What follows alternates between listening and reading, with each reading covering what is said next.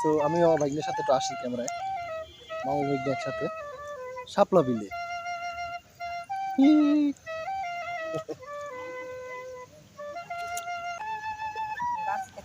হয়তো আমার ভাগ্নের রাস্তা লাগে, আমার ভাগ্নের স্বামীর মতন একসময় সরম হয়ে গেছে, আমরা ভিডিও করবো, কিন্তু বেশ স্মৃতিগুলো সে দেখবে যে না আমার স্মৃতিগুলো আছে। তারপরও গাছ মাথা না দেখে তেল দিয়ে আনলাম।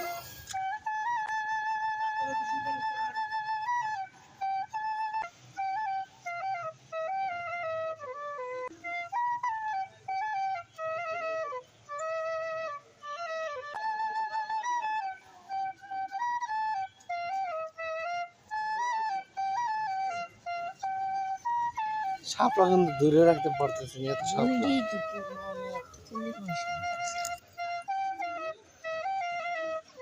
আসসালামাইকুম বন্ধুরা, কেমন আছেন?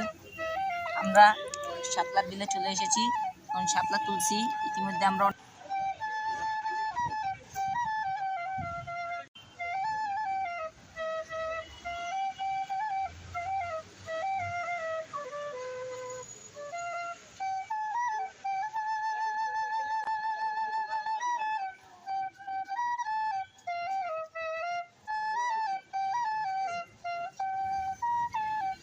মাইক্রোফোনের জন্য ভিজতে পারতেছি না, নাইলে এক লগে দুইটা শাপলা তুললে আনতাম।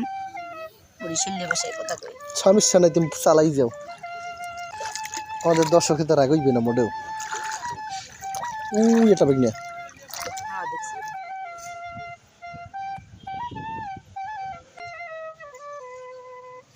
চেষ্টা করতে হবে ভাগ্নে ফুটানোর, সমস্যা নাই। সে আবার শাপলা ফুল ফুটানো লেগে ওস্তাদ। ভিডিওটা সুন্দর হইতেছে। এই যে বন্ধুরা, এটা দেখা করে দে। শাপলা ফুটেছে, দেখুন কত সুন্দর দেখাচ্ছে। শাপলা ফুটে নাই, আমরা ফুটাইছি।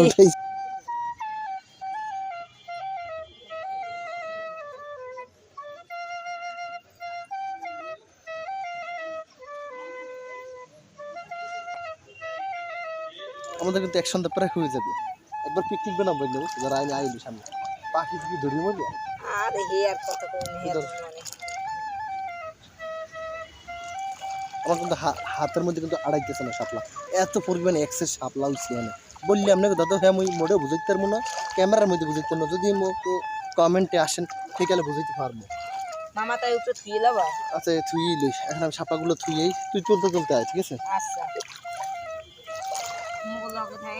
আপনারা কিন্তু